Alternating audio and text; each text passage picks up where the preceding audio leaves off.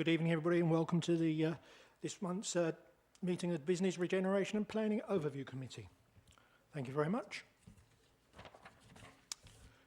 Housekeeping rules. There is no fire drill expected, but if there should be one, if a fire alarm should go, we can please evacuate the building as quickly as possible and as safely as possible via either the various exits, and please assemble outside the Virgin Money building across the road, which was formerly the Yorkshire Bank.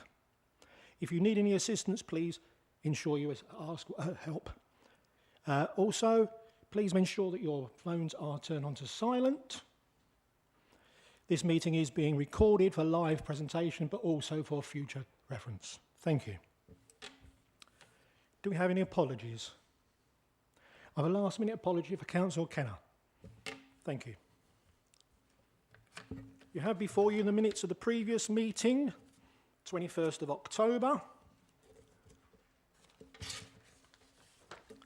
Can I please have someone to approve those minutes? Thank you. Seconder. Thank you, councillors.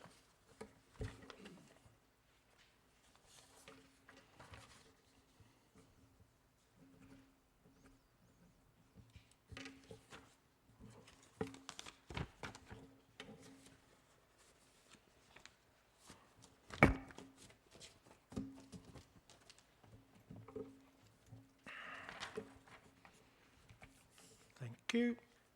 Item number 4, declaration of interests. They are listed in the schedule of tonight's meeting, but also on the council's website. But we do have a new member here, Councillor Hartzell. Have you made any declaration as yet?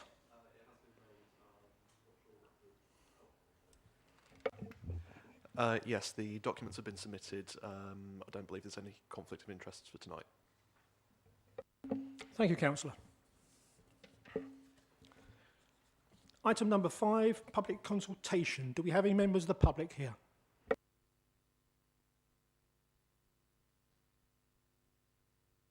No? Okay, thank you very much. Questions towards the Cabinet member? Yes, Councillor Condacore. Thank you, Chair. Can you hear me okay through the mask? Or yeah. It's a great pity we haven't got the directors here to answer performance questions. So can I ask the leader about the car parking, because it was mentioned at Cabinet last night that things were doing better than originally forecast, but I still see we're £472,000 cost of running the car parks, and we currently have a lot of cars parked in the car parks that are sitting there all day because people work in Nuneaton and are taking advantage of the free car parking but not rotating round like they would for shoppers. Can I ask the leader if we've got any surveying going on to see what's actually happening during free car parking, so we know how things are working and things that are not working, so we can learn lessons. Thank you, Chair. Thank you, Councillor. Can I just ask, we do have a report from one of our officers tonight, Steve Gore. I'm sure some of those questions will be answered by him. If it helps, Chair, I don't think any of the officers know about the parking situation. The officers are the ones who do the statistics, and the directors aren't here today. Okay, thank you, Councillor. Councillor Wilson. Okay, thank you, Chair. We do have the ability to monitor the number of individual instances of visitors into Nuneaton Town Centre and indeed Bedworth Town Centre, as we have monitoring technology throughout the town centres in both Nuneaton and in Bedworth, which use mobile data, so every person's individual mobile is recognised coming in. It's anonymised, so no one can access that personal data, but we can tell the number of individuals who are coming in and how many times that those people are coming in.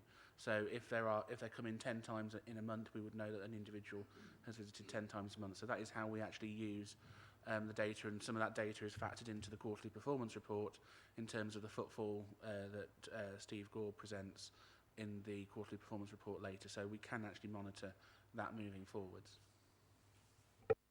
Chair, thank you, Councillor Wilson. Sorry. That didn't answer about car parking performance, because obviously we used to issue tickets and have fulls and empties. Is there any monitoring on like the rope walk to see how many spaces are left, to see how our performance is actually going on? In Rope Walk in particular, for example, as it is the only car park which has it, they do actually still require tickets on the way in, although you are not required to pay for them. So we will know the number of tickets which have been issued in Rope Walk, because you have to get the ticket on the way in. You don't have to pay for it because the barriers have been set so that you can just present your ticket on the way out. So we will know, particularly in Rope Walk, the number of tickets being used or visits to Rope Walk. Obviously, it's slightly more different in the other car parks throughout the borough because they don't have automatic barriers in there. But I'm not going to pay to have officers going through counting the number of cars in each car park. That is a waste of officer time and resource. I'd rather they be focused on actually running our town centres and on delivering the transforming Nuneaton agenda and Bedworth agenda. Yes, Councillor Condacall. On a different matter, we had issues with new Christmas tree lights, and the account said we got £83,000 for Christmas decorations. Will that come down? Will we get a refund for the lights that haven't been delivered in time? That is a contractual matter which I'm not privy to, all the contractual details, but we are actually getting the Christmas lights. They have actually now been delivered, so they are with the council, and if we have ordered something, then we should pay for that equipment that we have had. So yes, we will pay for what we have actually purchased, but in terms of the lights which are on loan, then no, we are not paying for those. Yes, Councillor Condacall. Thank you, Chair. I've got a question for the planning portfolio holder.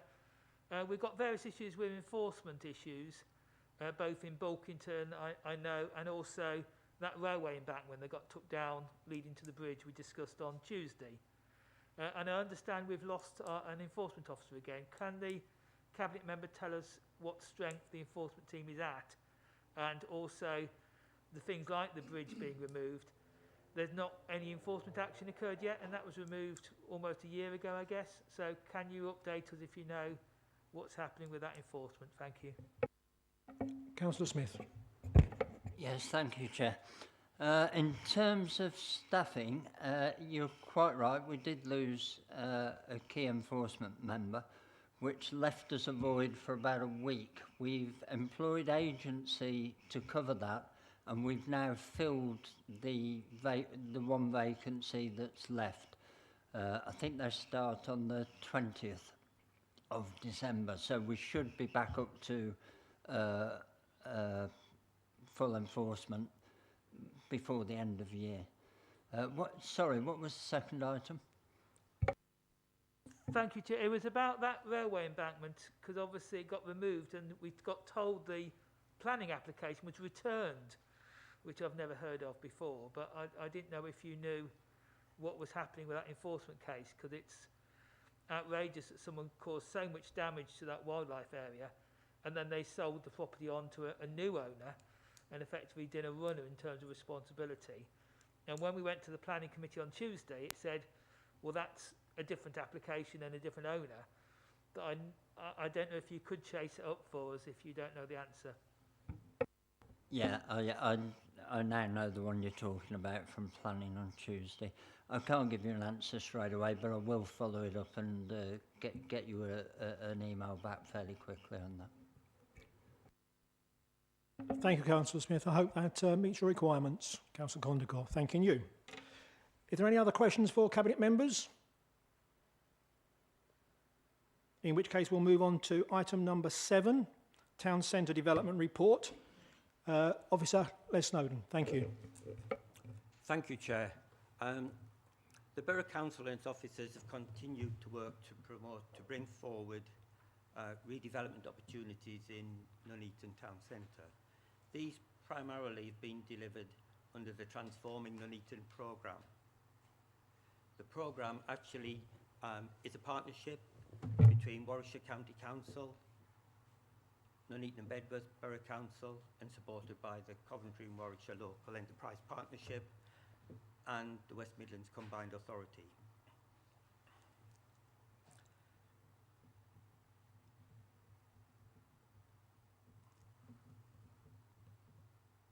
Sorry, I've just frozen. There are a number of initiatives associated with the town centre that are delivered through this programme. Initially, we have the Prospectus for Growth. This sets out the long-term vision for the town centre and identified 12 development opportunity sites that could be brought forward. To support that activity, a capacity study was prepared which provided high-level analysis to show what could be developed on individual sites and brought forward in the future. So moving on from that, Vicarage Street is a key development opportunity that's being brought forward by the Borough Council and the County Council. That includes the delivery of a new library and business centre by the County Council, and then the balance of the site will be brought forward for development, and that's currently being progressed by the partnership. Abbey Street development site. This will reduce the retail offer in the town centre and bring in much needed leisure opportunities. As you'll be aware at the moment, the nighttime economy is not very strong, not very well developed in the town centre. So the aim of the development is to bring forward a mixed-use site that will deliver hotel, leisure opportunities such as a cinema and other competitive leisure activities. There will be an additional new multi-storey car park to support that service, and more recently the inclusion of a new college facility is to be included within the scheme. Members will be aware that quite recently in the press we've launched the Bridge to Living initiative, which is a redevelopment of the Church Street, Bridge Street area. This scheme will open up the river to create a link from the town centre through to the George Eliot Gardens and beyond. It will replace the existing buildings with new fit-for-purpose retail workspace, residential accommodation and general improvements to the public realm.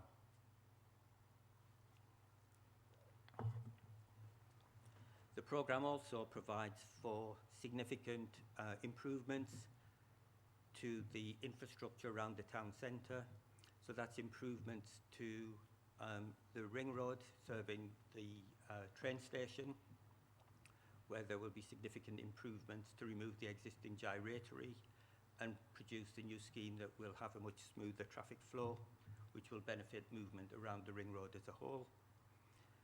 In addition to that, there are improvements to Bridge Street Junction, which is currently three-way. That will become a four-way, and that will help open up the Vicarage Street development site as well. There are other minor tweaks around the ring road to be delivered as part of the scheme, and some improved cycle routes.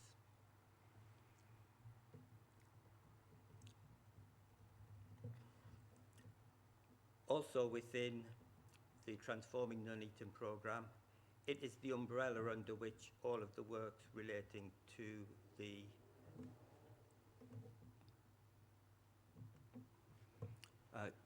works to be undertaken that are being funded by the Towns Fund. So that's being identified in the Town Investment Plan, which is overseen by a board that monitors and ensures that progress is made with all of the activities that are funded through that stream.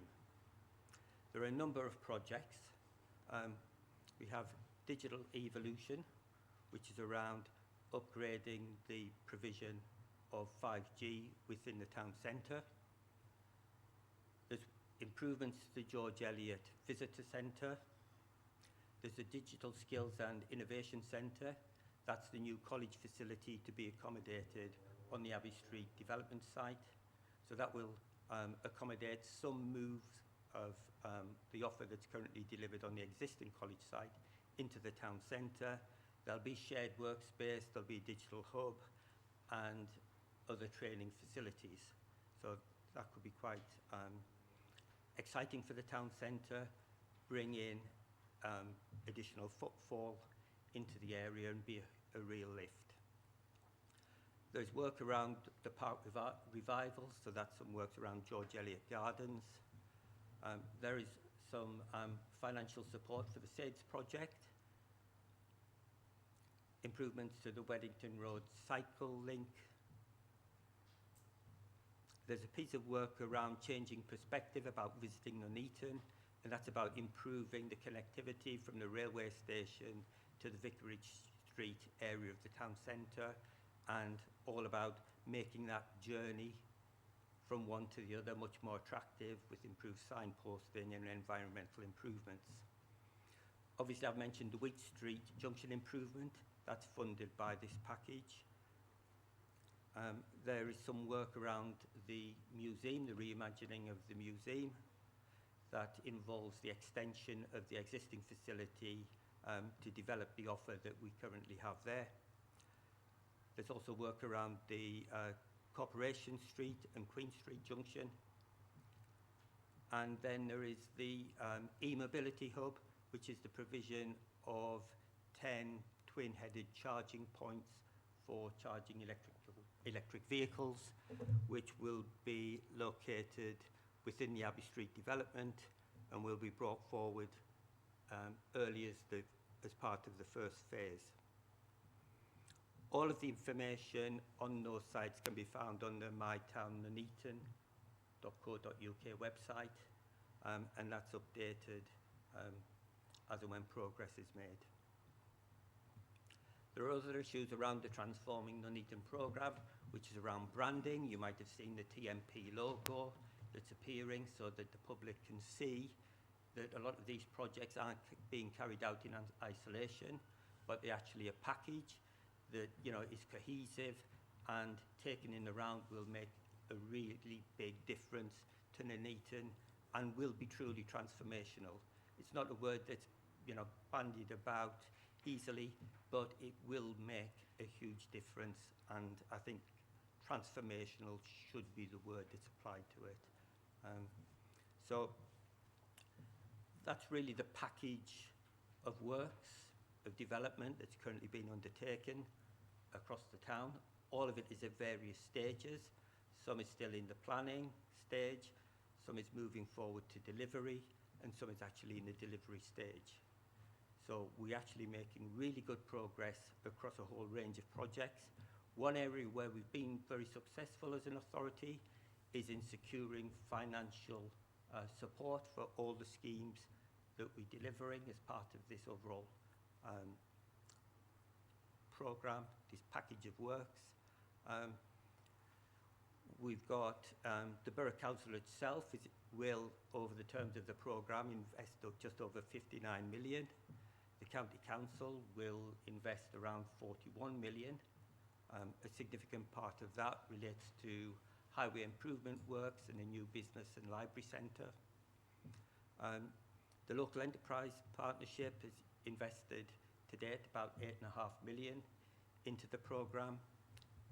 We've got the West Midlands Combined Authority, who is supporting Abbey Street to the tune of about 775,000.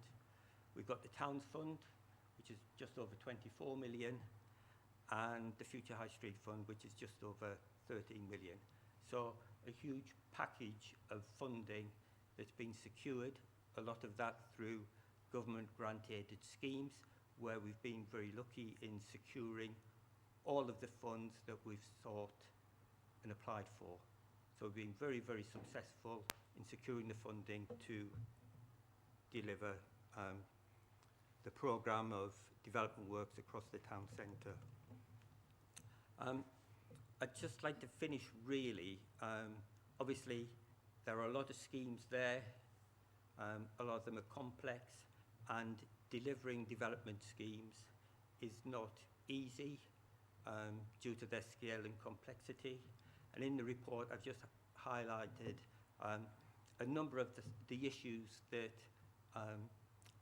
make part of that progress of developments so complex, and to some extent making developments happen like Abbey Street, Bridge to Living and Vicarage Street, it's somewhat like getting the planets to align. all these little bits are happening in isolation all the time, and then they come together, and that's when the development really starts to happen. So there's a lot of work goes on before you see planning applications, site investigations, and a physical start on site. In many ways, from that point forward, the construction and delivery is the easier part. The harder part is the beginning, which is getting the funding, getting the design, pulling the partners together, finding your occupiers.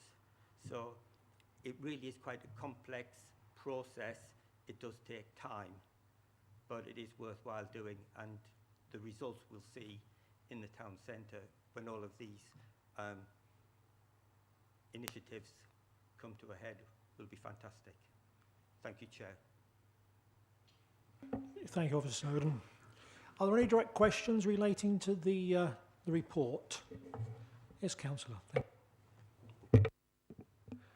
Good evening. Thank you, Chair. Just a question relating to the Vicarage Street development with the new Nuneaton Library. Is there any indication of the timescales of that completion date, or is that something that can be provided at the moment, or is that still a bit unsure? In terms of the business and library centre, my understanding is that will be early 2024. Obviously, for the balance of the site, that is work in progress, but I would envisage that a planning application for outline planning permission could be submitted the middle of next year, and obviously that would be the catalyst to move forward in terms of making decisions about how the scheme could come forward, whether that's something the county and the borough could do, or alternatively, you know, a developer could come on board and do. So, yes, that's where we are. Thank you. Councillor Condacor. Thank you, Chair. I've got a long list. I'll do them one at a time, otherwise the officer might forget them. I think the first one is about flooding. I wasn't allowed to go to more than 20 minutes of the Town Deal Board meeting, and I was quite interested to know what was happening with the flooding scheme, because that actually is quite important for all the town centre developments near the river and down at the top of Queen's Road. And I've heard so little about it, I'm afraid it's going wrong. So can you give us some feedback on the flooding scheme to start with?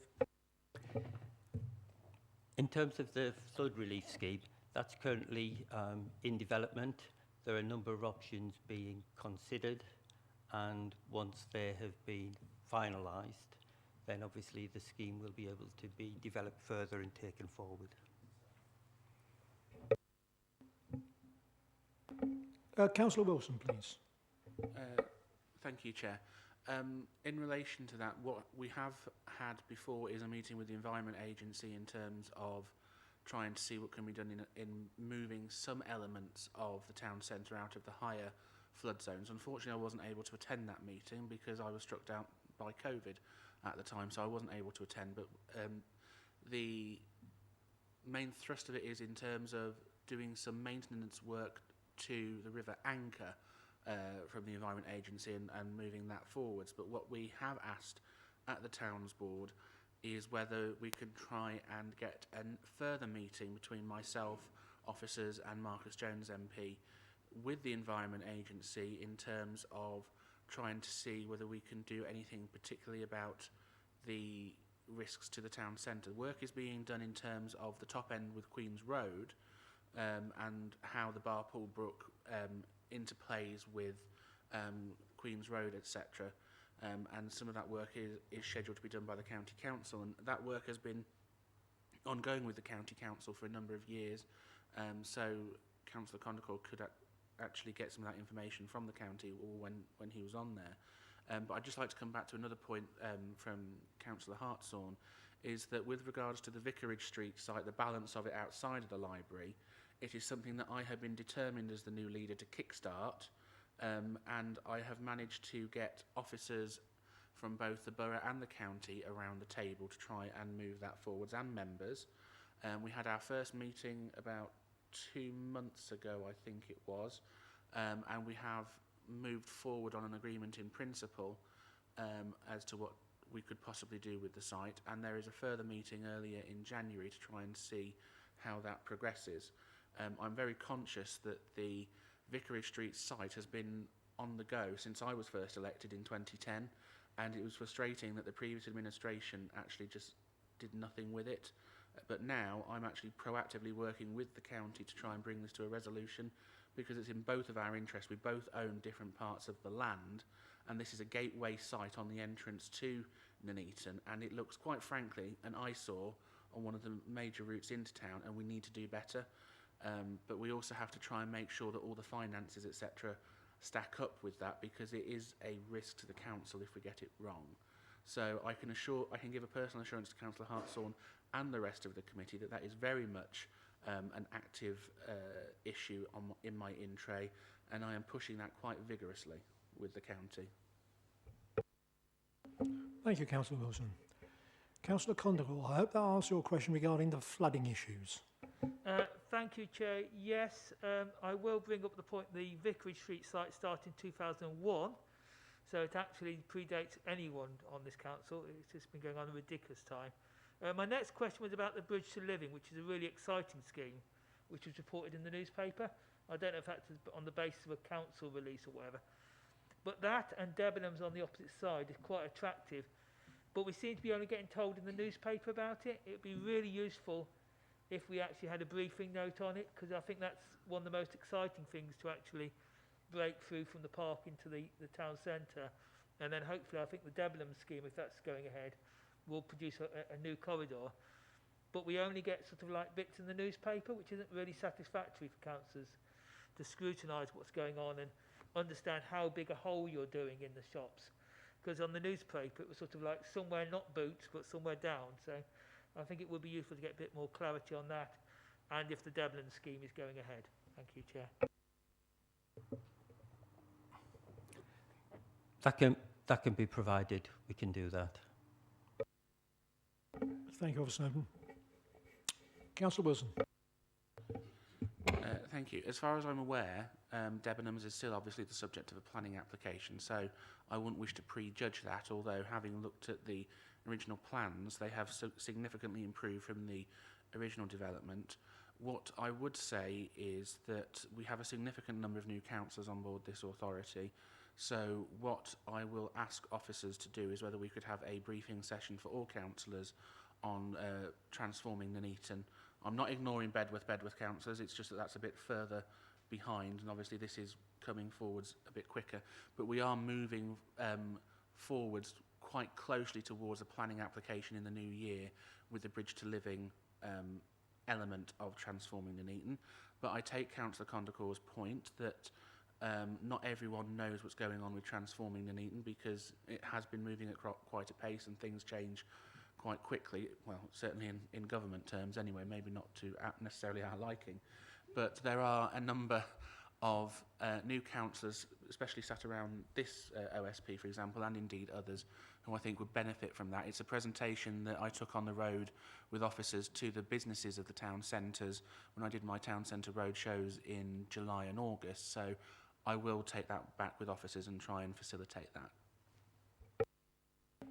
Thank you, Councillor Wilson. I think that'll be very helpful indeed, for, especially as you say, for the new members of this council. Thanking you. Yes, Councillor Condacor.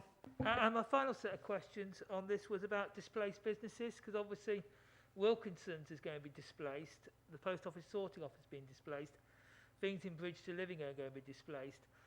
Can you give us an update on how we're doing to make sure that places like particularly Wilco's, which is really important to the town, are actually being relocated and we aren't actually having a big negative impact whilst all the turmoil is happening? Councillor Wilson, can you answer that one?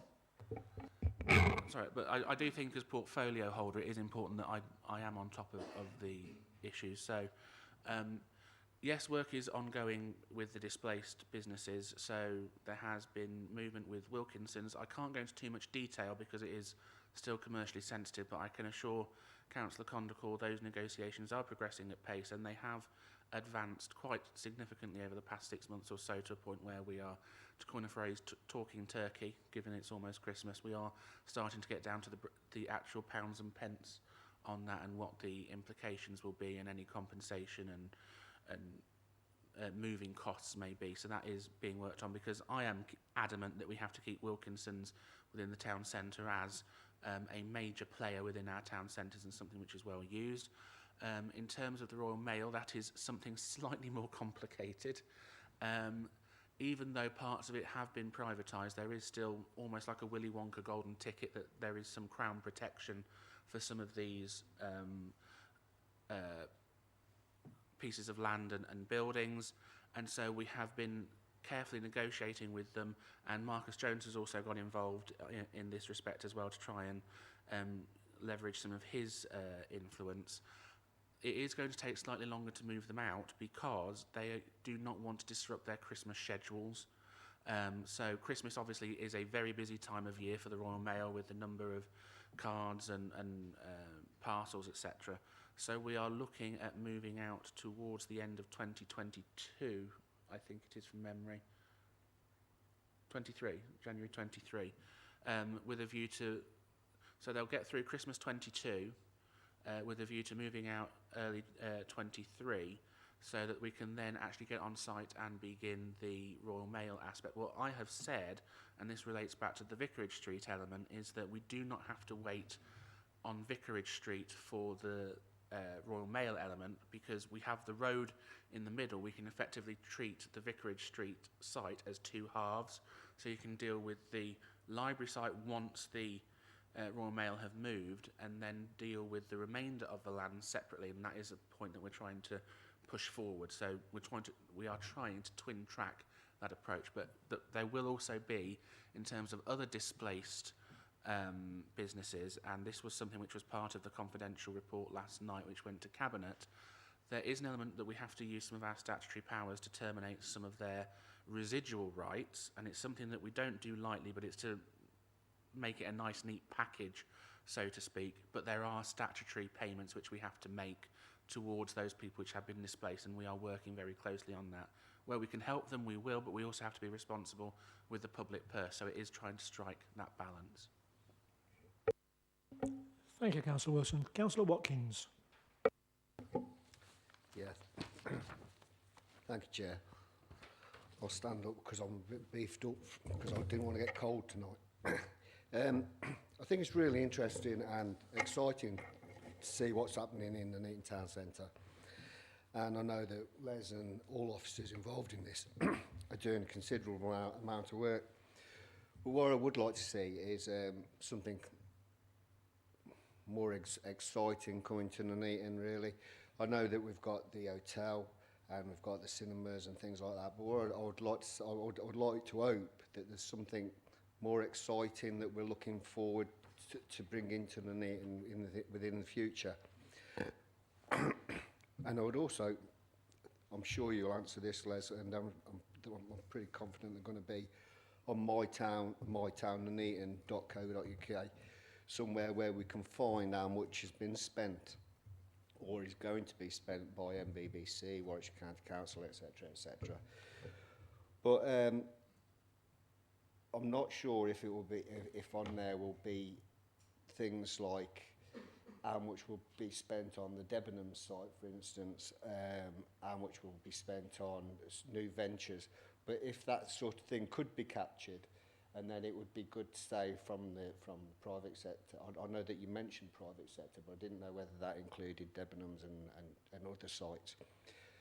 But that all goes to proving to the outside world that Nuneaton, Bedworth, we're all open for business, and this is what we're doing here, and please come and see us and talk to the officers. So I'm hoping that sort of thing is on the nuneatontown.co.uk, but if it isn't, could that be looked at being put on there? But no, overall, I'm really excited to see all this happening, and looking forward to the future for Nuneaton and Bedworth. Thank you, Chair. Thank you, Councillor Watkins. Could you add anything to that, please, Officer Simon? Oh, sorry, Councillor Wilson. Sorry, Les, I'll field where I can. If there's technical stuff, I'll defer to you. But we have to be conscious that this is ultimately going to be a public-private partnership about the regeneration of Nuneaton and eventually Bedworth. In regards of what is spent, most of that will actually go through the respective councils' audit and accounts. That's not necessarily something we would put on my town website. That is more about the visioning, etc. If people really want to dig into the detail of what is spent, then they can obviously refer to, as Councillor Condacor is apparently an expert in, about referring to the audited accounts.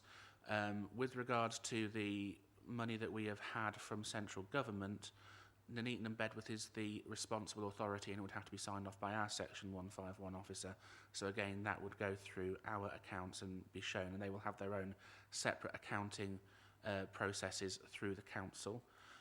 I would agree that we want to see exciting and innovative new developments within the Nuneaton Town Centre. I completely agree, and I welcome the change of heart under the new leadership of the Labour Party that is the case. And I think we're already starting to see that is the case, because we have Morrison's interested in coming into Nuneaton. I know it's outside the periphery of the town centre itself, but I think that goes some way to show that business is finally starting to take an interest in Nuneaton, and hopefully we will be able to push that forward onto Bedworth. But in regards to the costings they have, I think all we'll be able to do is give a rough guesstimate as officers about what that may be. Obviously, a lot of that information will be commercially sensitive to the respective private sector bodies if they come in. But I actually don't necessarily think that what will entice people into investing in Nuneaton and Bedworth will be seeing a figure written down on paper. I think what will entice them actually is seeing the buildings going up and seeing the cranes on the horizon, people going into the new shops, the new leisure centres, and actually starting to spend their money. I think that is a far more powerful demonstration of what we are doing as a council than publishing. And it's great to see, but this table here, where it shows all the money, that's in theory. What I want to see is the reality, which is the buildings up and running and the people using them. So I think that is going to be far more powerful in that respect. And we should, whilst there is an element of hoping that businesses will come to us, we shouldn't have to wait for other partners to come to us. We have to actually physically go out and see them too. And part of my leadership has been actually going out there and seeing all these other stakeholders, like the Combined Authority, like the LEP, like the Vice-Chancellors of our nearest universities, like speaking to people from the Federation of Small Business, and the Mayor of the West Midlands Combined Authority. I've done more than the past two Labour leaders combined in terms of getting out there, and that's what will start getting us interest in our town centres, because we can't wait for people to come to us. This isn't a market where we just wait and see what's done to us. We have to be proactive and get out there. That's what's really going to get Nuneaton and Bedworth moving again. I thank you for that, Councillor Wilson. I agree with you. Proactive is better than reactive. Thank you. We'd like to move on to item number 8. Regeneration of the Bedworth Town Centre. We have a late report, but I believe you should have that, or have seen it. Briefly, thank you very much. Officer Snowden. Thank you, Chair. In the region of about 2-3 years ago, a Bedworth Town Centre visioning document was commissioned by the Council, which contained proposals that identified a number of development opportunities and initiatives for the town centre.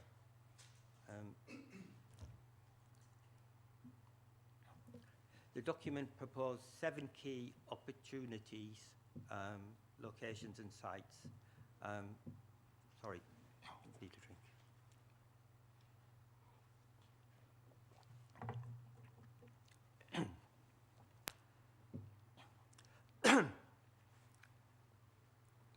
Sorry. The document proposed 7 key opportunity sites located across the town centre that could deliver or contribute towards delivering the aspirations that were identified to revitalise Bedworth Town Centre. During recent months, works has been ongoing to capture data to underpin these proposals and priorities for Bedworth. A commercial market assessment and a socio-economic review were recently considered by the Transforming Bedworth Working Party, which met recently on the 3rd of December. In light of the data that was presented and the economic change following the pandemic, a review of the visioning proposals will now be undertaken to ensure a robust account is taken of the up-to-date evidence gathered. So a refined vision will then be produced, which will be utilised to promote the purpose of transforming Bedworth to residents, businesses, the private sector and the third sector, with the ultimate aim of securing inward investment from both the private sector and any relevant grant funding that may be available in future. As we know, the current government is continuing to bring forward different funding streams. We've had the Towns Fund, we've had Future High Streets, we've got Levelling Up Fund. There seems to be this constant thread of new funding opportunities coming forward. And what we need to be with Bedworth Town Centre is to be ready to take advantage when those opportunities arise. So it's key. It worked for us in Nuneaton, where we put all the building blocks in place, and then we're able, when these funding streams came along, to take advantage. And we need to be in exactly the same position for Bedworth Town Centre. And that's why this piece of work needs to be done. We need to refresh the vision so it's bang up to date, taking notice of all the latest data and information that we have. So that's a piece of work that needs to be done to inform all the future work that will flow forward in terms of regenerating Bedworth Town Centre. One piece of really good news for Bedworth, obviously, was the Borough Council being successful in securing the £14.9 million of grant from the government's Levelling Up Fund towards the new Bedworth Physical Activity Hub. And as part of that programme, the funding will both support the provision of the new leisure centre and contribute towards creating a green corridor from the town centre to the Miners' Welfare Park. So it's about connecting the town centre through this green corridor to the Miners' Welfare Park, where the new leisure facility will be, but all of the other improved leisure facilities and the facilities that the park has to offer. So it's all about making that a very strong link, but a very green link.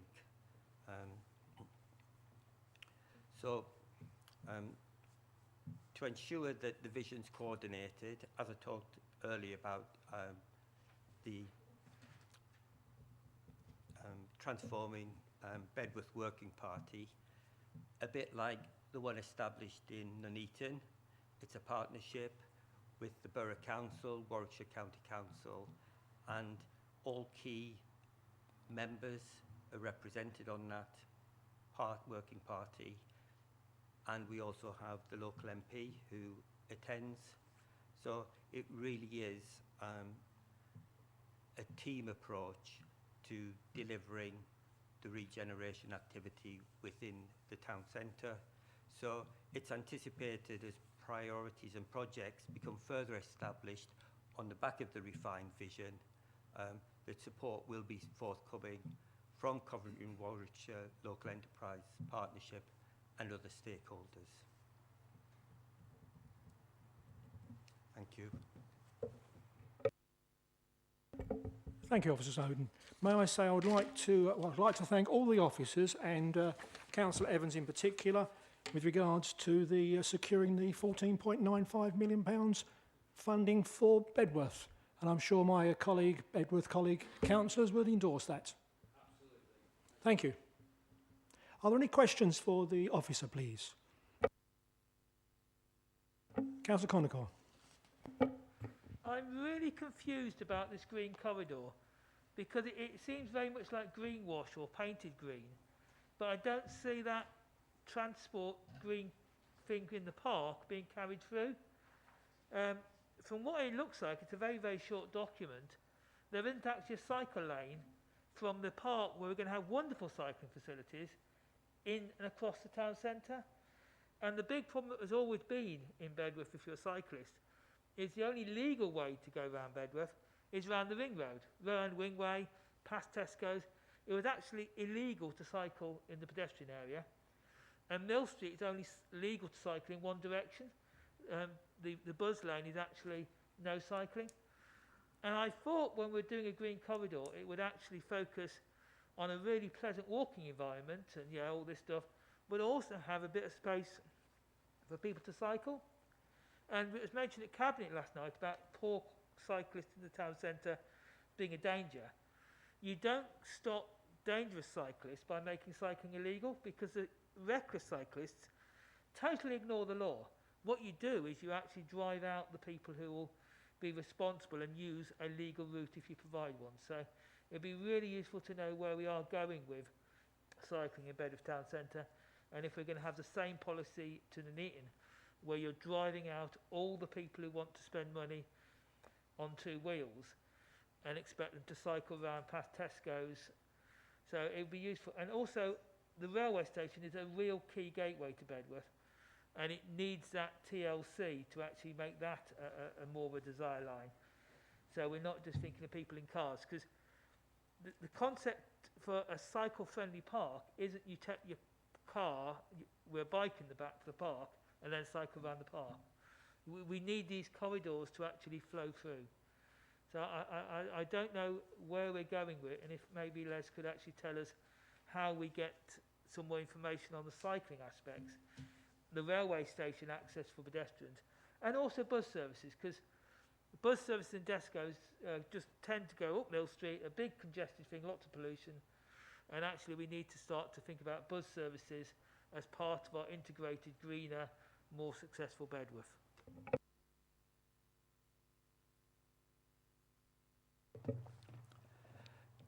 In terms of cycling, the scheme itself is currently in development, so nothing has been fixed. So these are issues that can be brought up and discussed as the programme and the project is developed. Thank you, Officer. Yes, Councillor Wilson. Thank you, Chair. So in relation to the Green Corridor, which is more of my part of the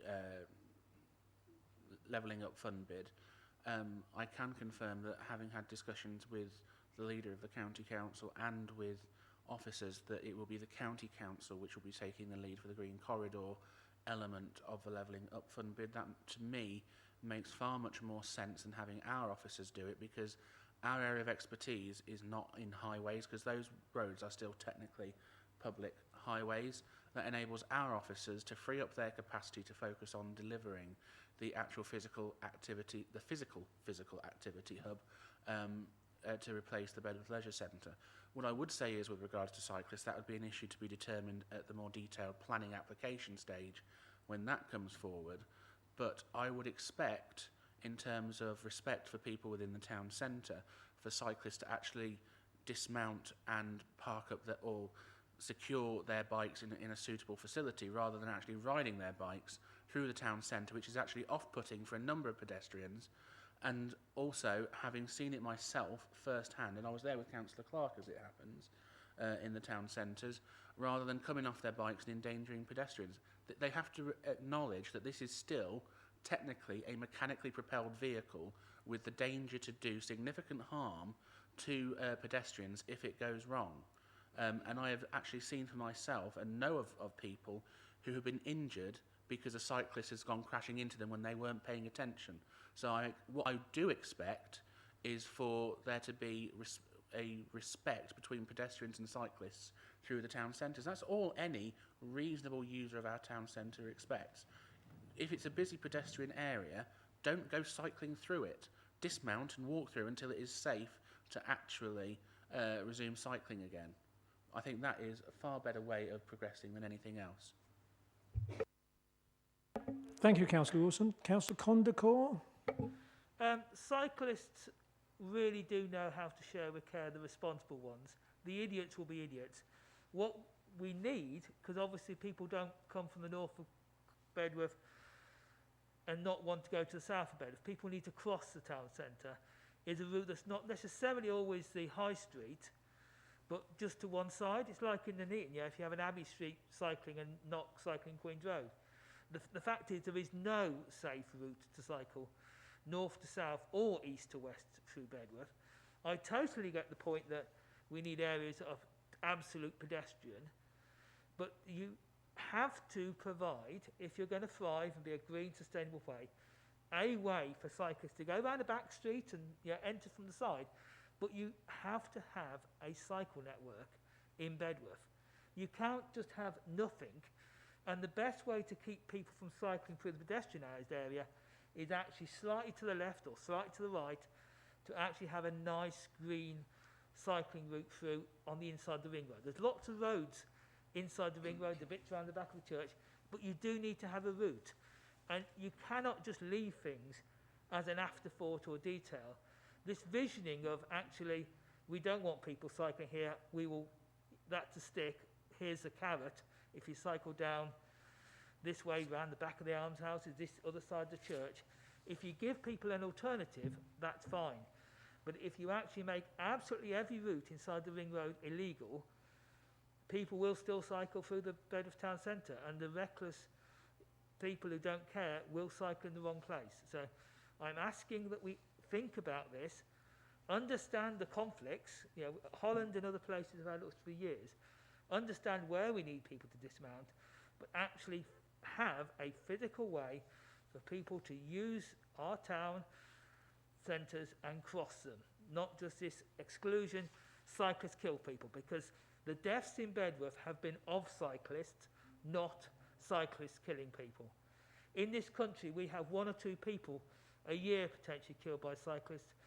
We have thousands killed by vehicles. And you want cyclists to cycle around Rowan Ringway. You want cyclists to cycle past the entrance and the mini roundabout by Tesco's.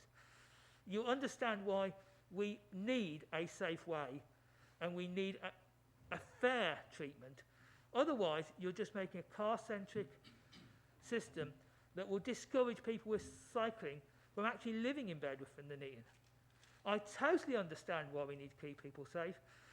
There's lots of issues with the motorised scooters, all sorts of issues. But the infrastructure they put in for cyclists across Europe and across Britain actually enable disabled people to use the cycle tracks as well, people with buggies. Doing it right is a positive thing. And actually to say, oh, I've seen a cyclist almost hit a pedestrian, let's ban cyclists from Bedworth and the Nuneaton town centres, is so 1970s, and it's not the way to go. Chair, I don't believe I actually said that I wanted to ban cyclists from the town centres. I just wanted people to coexist and respect each other. I think that is what I said. Indeed, I believe you did. May I ask Councillor Condegore then to put forward some sort of suggestion that could be reviewed as to a route around Bedworth for cyclists? Yeah, I'm very happily with officers at the county and the Cycle Forum discuss routes around Bedworth. All I'm saying is we have that discussion, and we don't have the discussion in 2 years' time when all the detailed planning applications in. We actually have this discussion in the next couple of months to actually put a vision for cyclists in this green corridor. Because to have a green corridor and no cycling considered is nuts. I'm very, very happy to discuss how we cycle and keep away from the town centre bits that are pedestrianised. But we have to have a solution. We can't have it that I can't go to the wonderful stuff in the Miners' Welfare Park because I can't cycle from the north of Bedworth to the south of Bedworth. Thank you, Councillor Condegore. We move forward then, please. Oh, sorry, my apologies.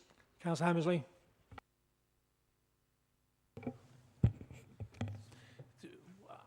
Being a new Bedworth councillor, I mean, this is so exciting for the Bedworth people that have been just from the past forgotten.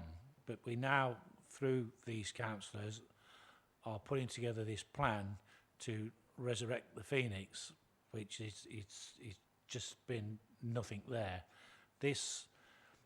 We are trying to introduce people back into the town. Footfall saves the town, so we're trying to introduce. We're also trying to link it with, rather than it be fragmented from, the park. So, and people do want to feel safe at the town. They do want to amble around. They do want to sit and chat, etc., without somebody whizzing past them. yes, I can understand Mr. Condacor's views. We don't have to forget, but through the town centre itself, peace and tranquility and people wanting to go to the town for all the right reasons and not be worried about people whizzing past them on a bike. So, yes, I can understand, but made further plans to review cyclists around the town, but it would be a pleasure for the local people not to worry about somebody zooming past them and just ambling along and getting some life back into the town, which it hasn't had for years. Thank you. Thank you, Councillor Helmsley. Councillor Downs. Thank you, Chair.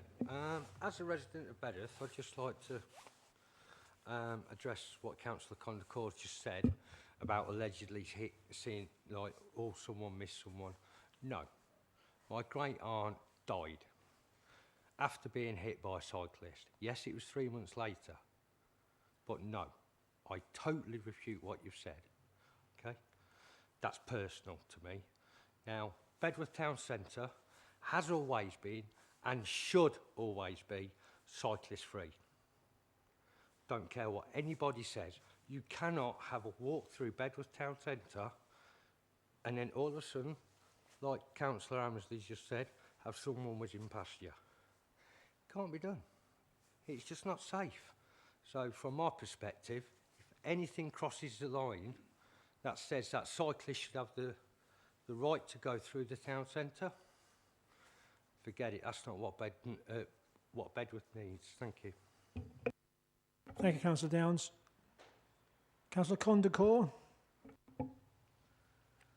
Cyclists don't have a right to be reckless, but cyclists do have to have a way. And if the solution is to have a cycling way round the ring road with ways into cycling parking places, that's fine. At the moment, what I'm saying is there is no way, because going around the ring road is unsafe, very unsafe, and we had a fatality by the Tesco's malfunction junction a couple of years ago.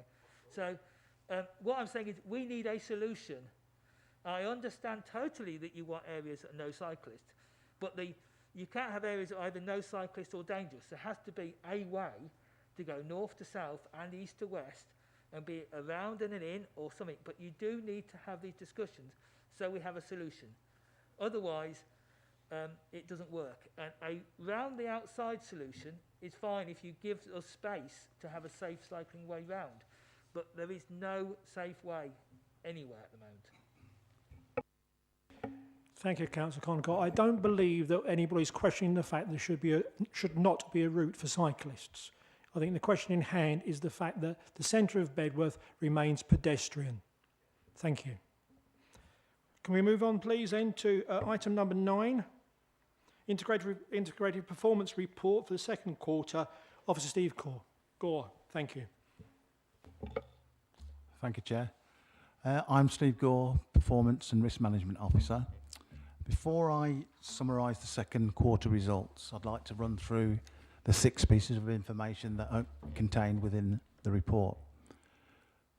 The first piece of information is within the narrative and relates to an inspection report that highlighted it would be good practice to keep elected members informed of any activity or inactivity in relation to covert surveillance. There then follow 5 appendices. I'll come back to Appendix A, I'll leave that till last. Appendix B relates to the Strategic Risk Register, which is reviewed quarterly, individually and collectively with management team. That's because risks are owned individually by directors or collectively by management team as a group. Once that process is undertaken, I then update the scoring and the document accordingly. Appendix C is next, and that's the executive summary of the Strategic Performance Report. The Strategic Performance Report consists of 19 key measures under 4 headings: finance, processes, people and service delivery, and improvement. The executive summary part shows positive aspects and areas for improvement, so you can see them clearly. Appendix D relates to freedom of information requests and environmental information requests that are outside their designated response time of 20 days. Appendix E, similarly, shows complaints outside of their designated response time of 10 days. Returning back to Appendix A, which is probably the most critical point I want to make, it shows finance cost centres with relevant performance measures. And when I produce this appendix, I liaise with managers to get suitable commentary to allow you to understand the performance issues. However, should you think, having reviewed the report when it's issued, that it doesn't do that, or you want more information, or maybe you want to discuss potential improvement actions, you can invite officers to attend this meeting, which you would do via the chair. I want to emphasise that point for two reasons. Excuse me. The first one is because of the regular turnover in panel membership. So I wanted to make sure that members, old and new, are aware of that option. Secondly, I'm looking to make this agenda item as effective as it can be. And by that, I mean, I haven't got the detailed knowledge of the areas to answer specific performance questions. So that is very frustrating both for you and me.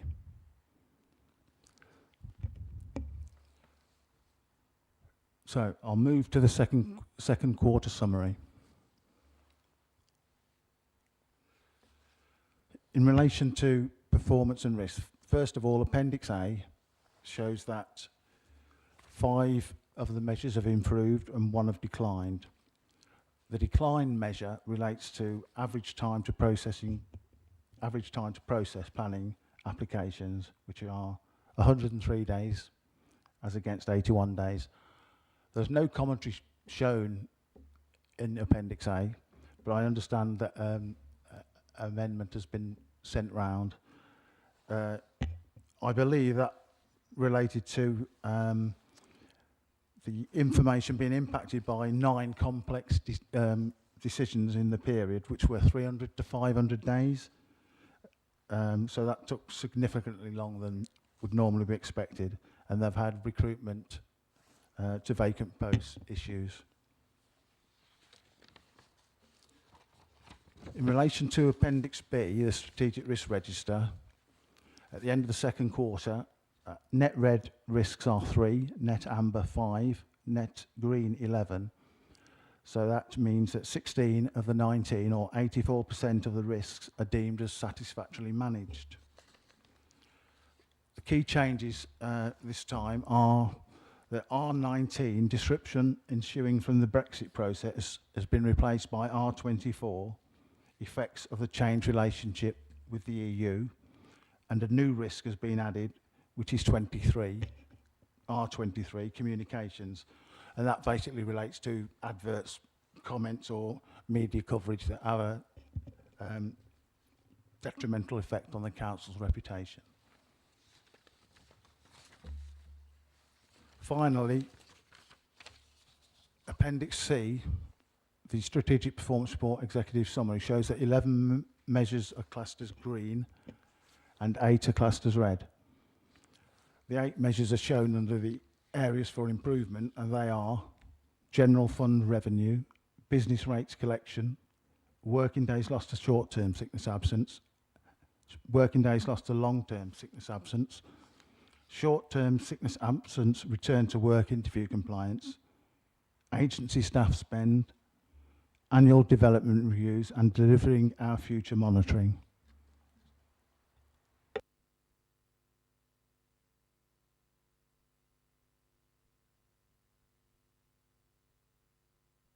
Thank you, Officer. Any specific questions to be raised? Councillor Condacor. Thank you, Chair. Firstly, can I thank the officer for the note he sent this afternoon about the planning delays. It is a very useful graph to see the distribution, but it does actually highlight that the applications that are never determined don't actually show up on that graph and in your statistics. So if we ever do determine top farm planning application, which is on about 4.25 years now, that will be about 1,300 days or something. That will hit the stats because of the way we do the stats. And there is a major problem I think we need on these long planning applications and staffing resources. So I think the performance indicator gives us a red flag that you have staffing issues, and I think we need to get that sorted. On risk 10, which is failure to effectively manage the council's finances, I'm very concerned about the lack of a permanent Section 151 officer. So I don't know why that is still low and moderate when we haven't got yet recruitment for a permanent officer. So I don't know if I think the leader wants to comment on that, but it is a great worry because that is a key cornerstone of our work. Thank you. Councillor Wilson? Thank you. Actually, I was having emails yesterday about 151 officers, etc. So I am satisfied as leader that the risk is being moderated by the fact that we have an interim Section 151 officer who is in post, and as we saw last night at Cabinet, he is there doing his job and signing off on the relevant Treasury management and budgetary proposals. So we do have that that mitigation there in the fact that we have an interim Section 151 officer.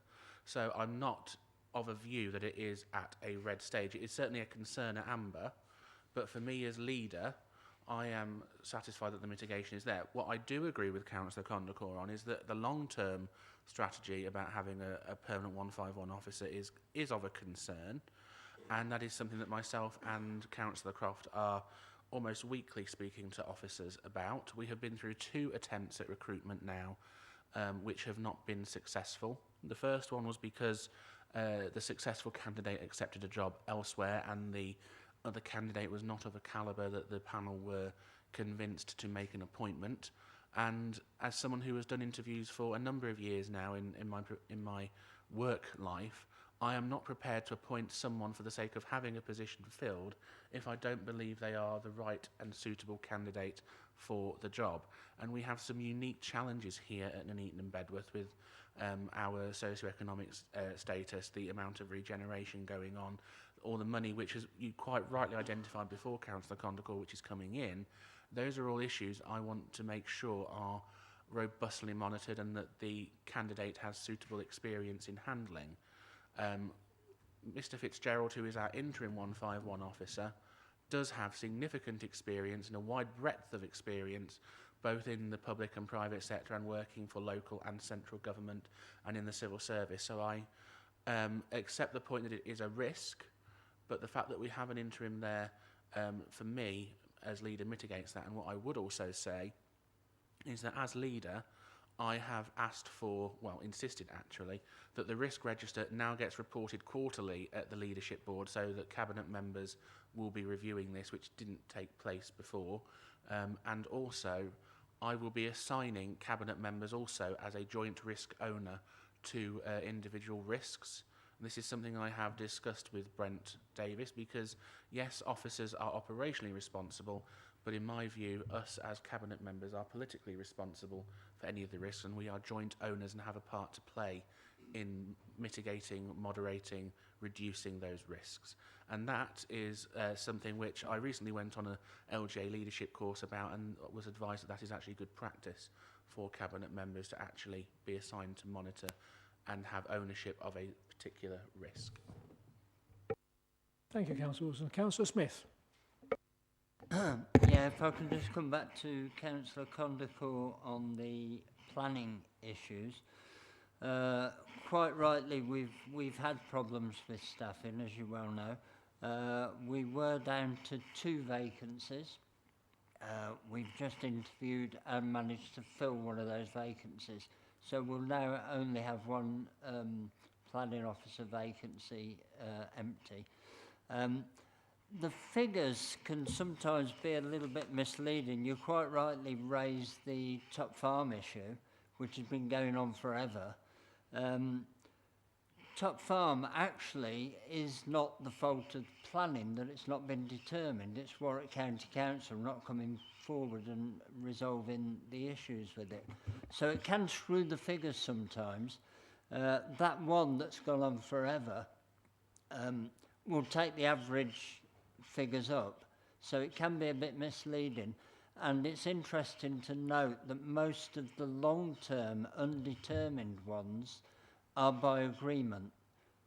We give them an extension. So it's not that planning haven't performed, it's that these long-term ones are by agreement, and they sometimes have complex issues that take a long time to sort out. And that is usually by the applicant rather than the planner.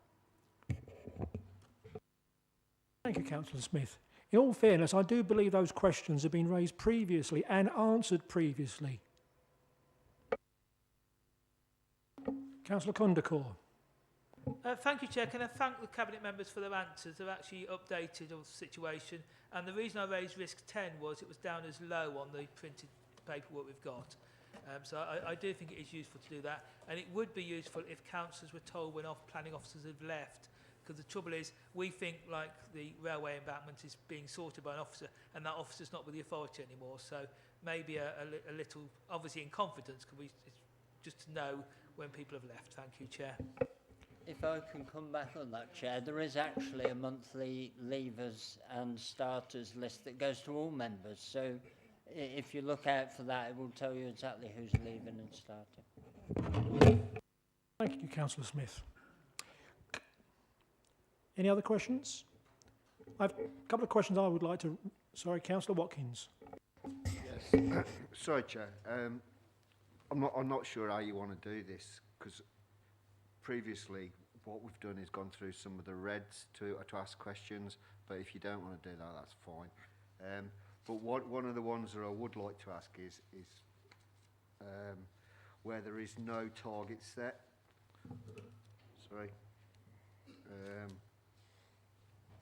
And would you like to make reference to one particular? Yeah, sorry, I've just lost my space now.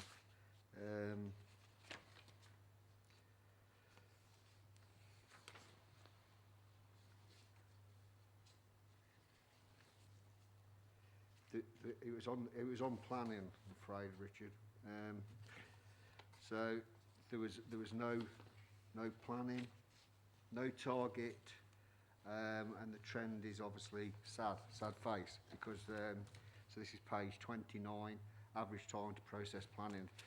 I was just wondering if you wanted to look at some things like that through this board, or whether you would like to do that at another, because I understand obviously that the risk register gets seen at every scrutiny panel, so I don't know whether you're already covering that or whether you want to cover that on this. Do you see where I mean at the bottom of page 29? So if there's no target, you've got nothing to go on. So but like I say, it could be getting covered under another scrutiny, so that might be something you want to look at. And as I say, I don't know how you want to go with this. Do you want to go through all the reds, or do you not want to do that? That's up to you as chair. Thank you, Councillor. Councillor Wilson. Steve Gore might be able to answer the individual issue, but in terms of the wider point, one of the things that I have asked for as leader, and following the local government peer review, is that I want to do a wholesale review of all the targets and performance monitoring to see whether they are still relevant today, whether we can get rid of some, whether we need different ones, because obviously we have new priorities as a council, we've had different funding streams come in, and that is a piece of work I intend to do eventually. We have to prioritise and deal with capacity, but it's something that Cabinet and I have discussed that we want to take forward as partly, possibly a Cabinet away day. At no cost to the taxpayer, I would add. It's something that we're surrendering our own time for, but to actually look at a number of these issues strategically and say, we think these need to be monitored, these aren't, and then we can bring some proposals back to scrutiny about whether this is what we think scrutiny need, because we need to look at them as Cabinet to be assured that performance is correct. But I, as someone who has done scrutiny for a long time, I fully understand that scrutiny also needs to have an input into that. So we need to have that balance right between what you guys at Scrutiny need and what our guys and girls on Cabinet need to monitor our individual targets. But I think Steve might be able to answer the individual point, hopefully. Thank you, Councillor Wilson. Hopefully that answers your question, Councillor Watkins. Okay. Officer Court. Thank you, Chair. We have performance indicators and performance measures. To keep it simple, performance indicators have targets, performance measures don't. And the performance measures are based on lean system reviews, where they say targets are bad. Don't get me started on that. I don't agree. But anyway, lean measures, no target. So if planning have gone through the lean process, which I know they have, they won't set a target. It's to improve. That's what the lean philosophy is. So, and in relation to review of targets, etc., I carry out that exercise every year, but I would appreciate any help from members to firm up that process, shall we say. Thank you, Steve. Councillor Watkins? Yeah, okay, thank you, Chair. Yes, so it hasn't really answered my question, because like my next one would be on page 36, which is, again, very serious, red. And there's a number of points down that column that go on several pages.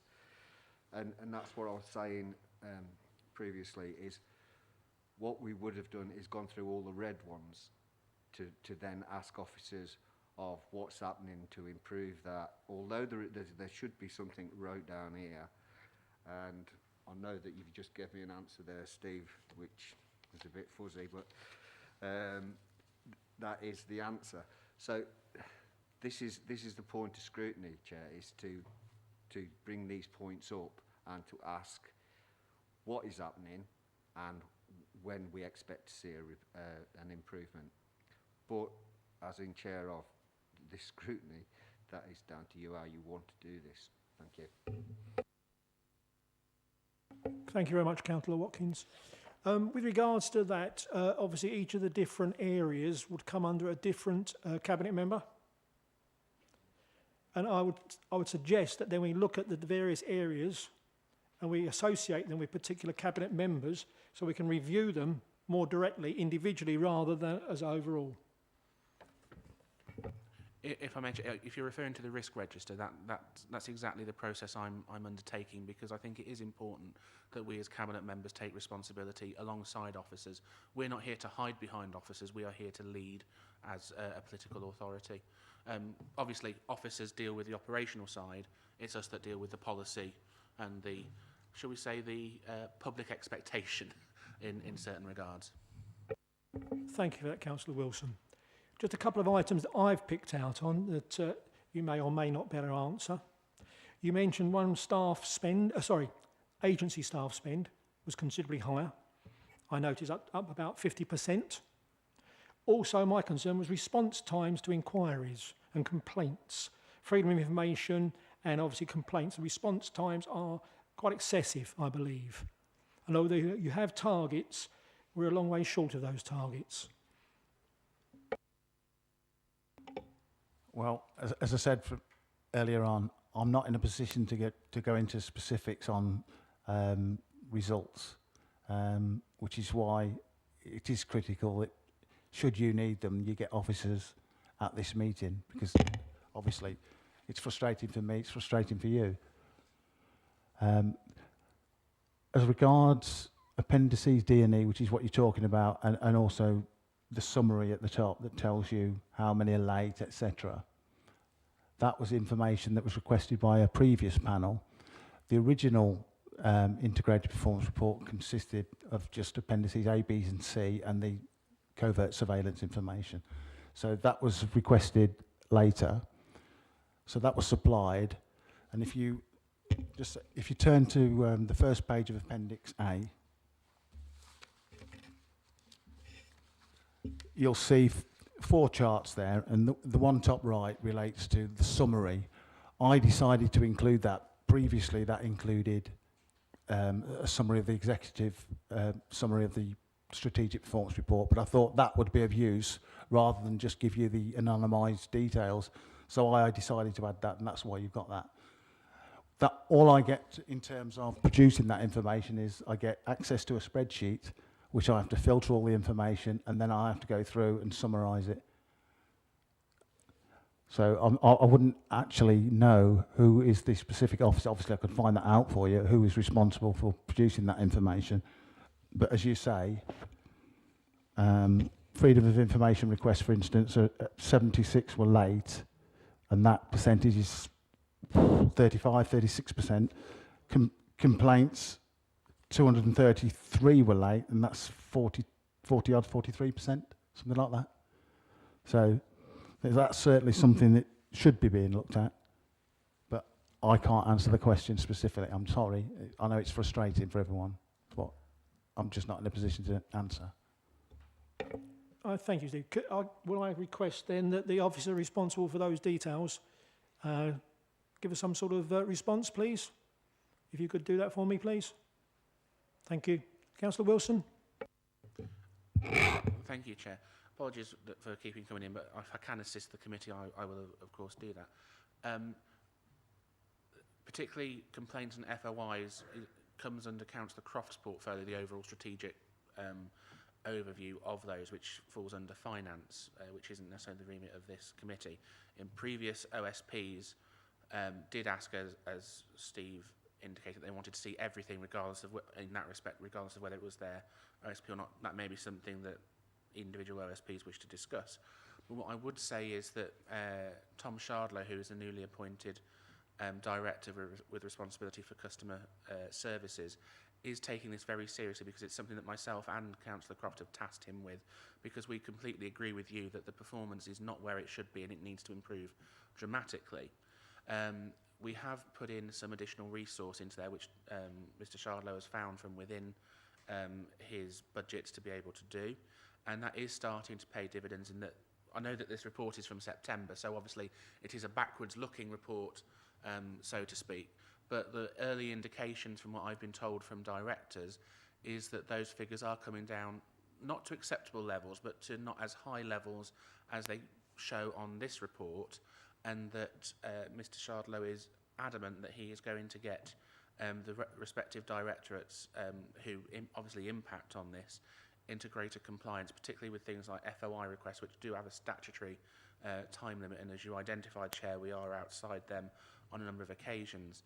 I know members will be particularly interested in how their issues are raised, and we have pushed as a cabinet, and it has come out recently in the past few weeks, I believe, about the new member services portal that we can all access, and that our issues do have a 2-day SLA to get a response to, or at least an acknowledgement of, in case it needs further investigation. That is much more of a way of allowing councillors to case manage all our constituency work, and I would encourage any councillor who hasn't yet done that to go through the training. It only takes 20-30 minutes to do that, and I think it would be worthwhile, and we are trying to improve the systems so that these issues do get targeted. So I am very keen on pushing that forward, because I have a customer service background.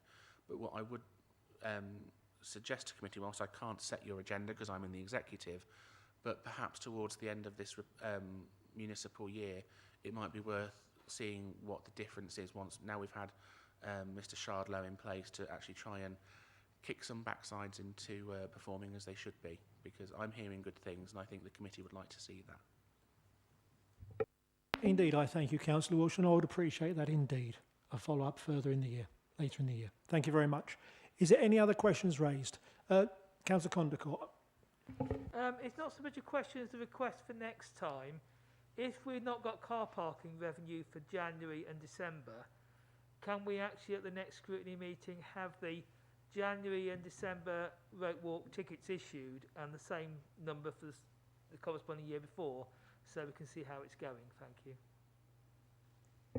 I'm sure that's feasible, Councillor Wilson. I don't see why it isn't, but if Steve could make a note to request that from the respective officers. I can't give an absolute cast iron guarantee, but thinking off the top of my head, I can't see any reason why that isn't possible, because it should all be computerised, digitised, whatever. We'll take that on board for the next meeting then. Thank you. Councillor Watkins. Yeah, thank you, Chair. Thank you for allowing me back in. Just to try and be helpful, at the next one of these, if there is any red in the risk register, perhaps it would be useful to have the directors responsible for that to come here and to explain to us if they can't put an explanation on this report.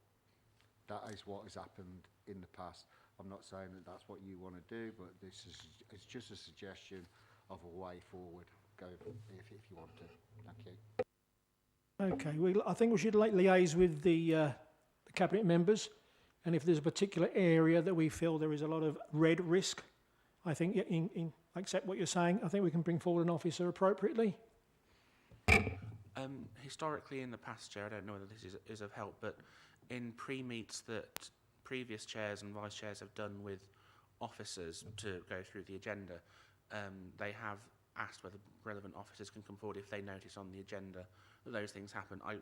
That would obviously be down to the individual director and Brent as head of paid service, but I don't see any reason in principle why, if you have noticed something in your preparations for coming to tonight's meeting, if you have a particular issue you want raising, then if you give advance notice, then obviously they will be able to get the information for you. But I do have to leave now, but hopefully I've assisted the committee in finding some answers and telling them what's going on. I thank you for your time, Councillor Wilson.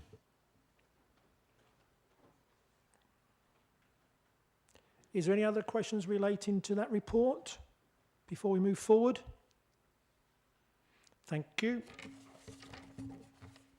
If we move forward then to item 10, page 124, the forward plan.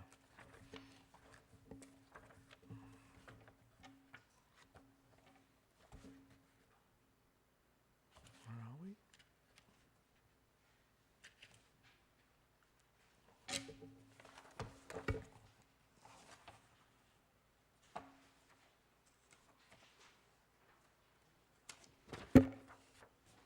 Okay. Any questions relating to that? Councillor Condacourt. Just a quick one. We had a confidential item about the Abbey Street development at Cabinet yesterday, weren't it? But it's on the forward plan for January. Is that a separate bit, or is that something we've done earlier? Thank you, Chair.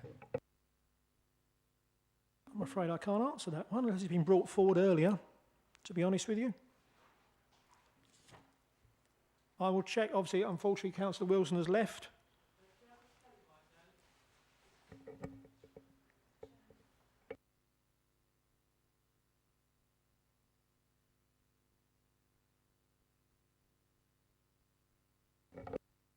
Any other questions relating to the forward plan? Councillor Watkins? Chair, it's not a question. It's just, possible to help you out. Is things like the Abbey Street development and Vicarage Street development, things like that, Bedworth Town Centre, they could all stay on there anyway, because we do all need to be updated anyway. So, although you may have a date here, them dates can change. So I would suggest that you keep things like that on here for future. Indeed, I accept that is an ongoing situation, as you quite rightly say, Councillor Watkins. Thank you. Item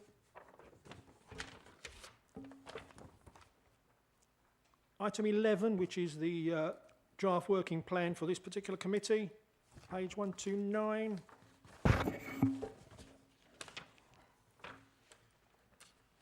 Again, if there's any other member of this committee would wish to bring anything further forward on the forward plan, our working programme, by all means, if you'd like to contact myself, and we can add it to the forward plan for the working programme. Thank you. Any other questions? No, in which case I'll call this meeting to an end. Thank you.